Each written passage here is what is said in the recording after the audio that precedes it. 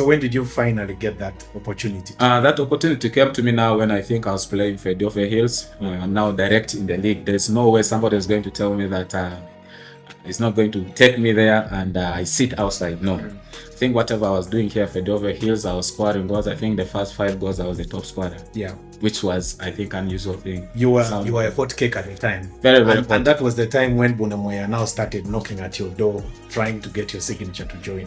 Bunamoya, then I think right now they're called Vipers. Yes. Yeah.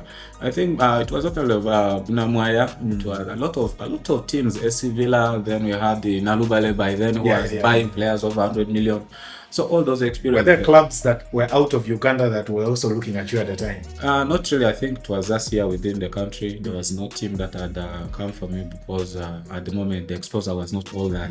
You could say that this somebody who is playing here in Arua is scoring goals, and people wanted to see what I'm doing here, there in the central. So they wanted to first get to my services, I believe, which I went and also tried to do my level best. But I got that opportunity, I think, as I've told you, when I was playing for Dover Hills. When they summoned, of course, I said, what am I going to do?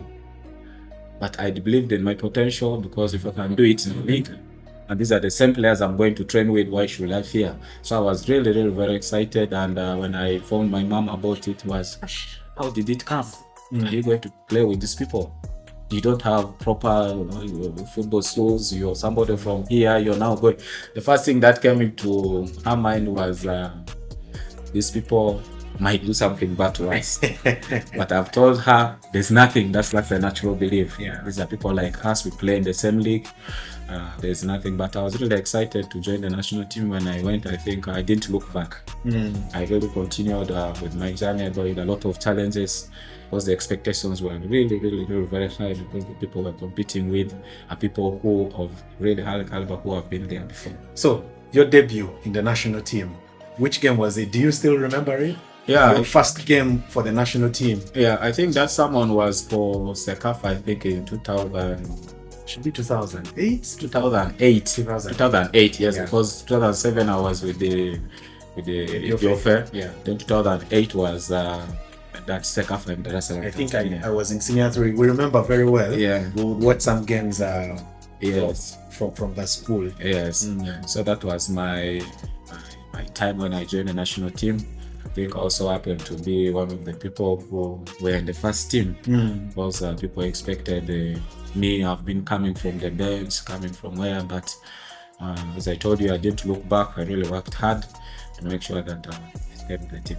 So how did you handle the pressure of being in the national team? Because I know being in the national team, you have all eyes on you. The whole country is watching you, and even beyond, because that's where you have scouts across the world of football come watching you. So how did you handle that pressure? Yeah, it really came with a lot of pressure. I can't deny that, because playing for a national team, an environment where the stadium is really filled with a lot of full capacity, and people really want to expect to see whatever you're doing. Is it only here in Arua? Is it only in Kampala? Or is it going to be international? As I told you, when we went there, I think by then I scored 3 goals.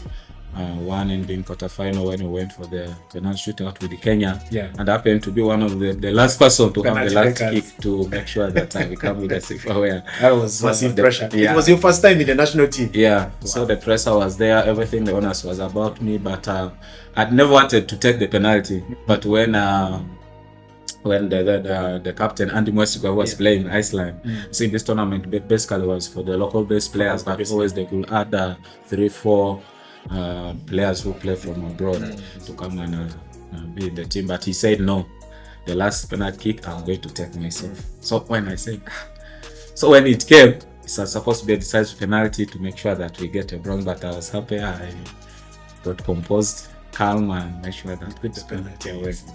Well, that was massive pressure. But what were some of your biggest challenges, especially in the national team, both on field and off field?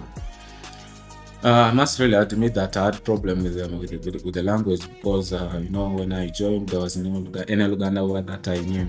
You were the only Lugara in the team, and there's nobody whom I could talk to. And some of the Lugara players, I think by then there was Dennis Guma. Yeah. And surprising, most of these players, by then I think they not wanted to be identified coming from this place, because I think most of them were born from Bugazi, from Kampala, or they had gone there for a really long time. They don't take time to come to West Nile. But I think he was the only person who was there, but he could not always be all that so close. So the challenge came upon me, the language, communication. Sometimes even when the coach is communicating, okay, fine, the Muzungu can interpret, but the assistant coach has to go to Uganda. Yeah. So I had to wander around and try to see. Sometimes whatever you can do quick, you take time. That can also bring you down, because Wazungus, for them, whatever they put, they want you to just get it, grab it quickly. Because so I had problems with the language, and but slowly by slowly, I really started adapting few words, and I think the head coach at the time was Lazarus. It was so nice to me, that guy. Up to now, I'm in close contact with him. I think also had an opportunity to join him when David Oboa was playing in Scotland. For Hearts. So by then, telling me to play from there, you need to have a lot of games for the national team.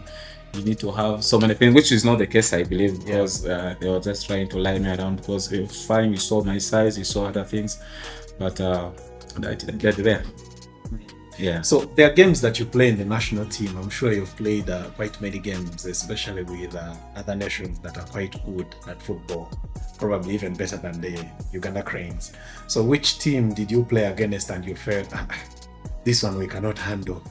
It is enough for today, like your hardest opponent in the national team, in international football, when you were playing for the national team? I think the game which I really felt that the pressure was there, everything was about me, was the first game, I think, in Nambole, when I played against Libya. It was an international friendly game, where Eugene Sepuya, we had David Oboa, we have Ibra Sekaza, Nestor Kizito, all these high profile players I told you who played from abroad.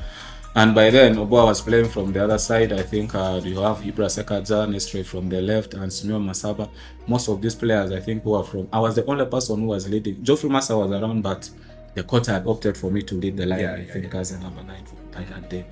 But surprisingly, I didn't look back. I think I scored a goal, which I cannot now remember whether I've scored it anywhere else against Libya.